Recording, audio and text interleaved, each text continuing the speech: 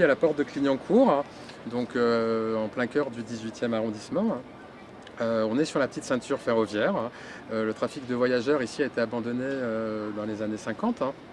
C'est un endroit qui était délaissé de tout urbanisme et de toute activité humaine.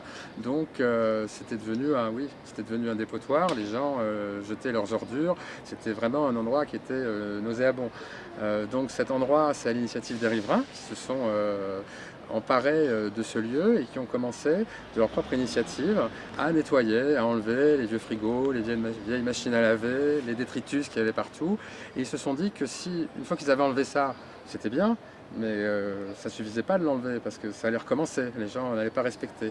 Et les riverains ont eu l'idée de dire si on plante des fleurs, si on apporte un peu de beauté, peut-être que les habitants vont respecter ce lieu et vont faire ce qu'il est devenu aujourd'hui. Il y a un travail quotidien qui fait que cet endroit est vraiment très vivant. Ce n'est pas une sorte d'équipement qui serait posé là et qui serait une coquille vide. C'est une coquille qui, au contraire, accueille une activité humaine de jardiniers, d'abord bien sûr, mais aussi de rencontres, d'animations, de fêtes.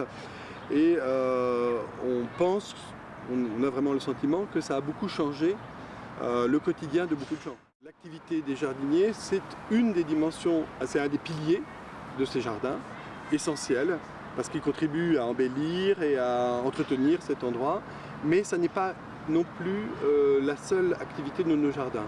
Notre activité, elle est tout autant de favoriser la rencontre entre des gens de différentes générations, de différentes cultures, de favoriser des pratiques artistiques, des ateliers. On a accueilli des ateliers de peinture, des ateliers de tai chi, des ateliers... Bon, il y a plein d'activités en fait qui peuvent être accueillies dans un jardin.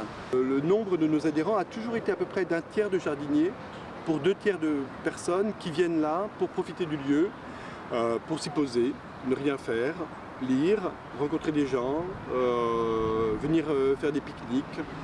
Et ça, ces 2 tiers de personnes non actives, apparemment non actives, ils sont aussi essentiels à la dimension de nos jardins.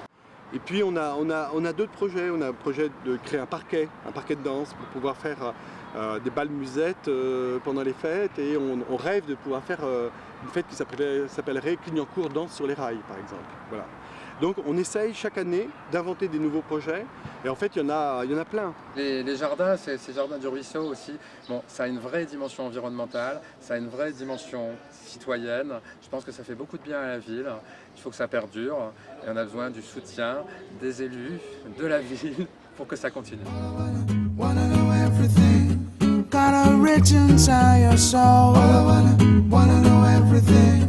Face what you are shown. All I wanna know everything. Find the place where you belong. All I wanna know everything. Find the place where you belong. Oh, out on the road, the price you have to pay. If you want everything,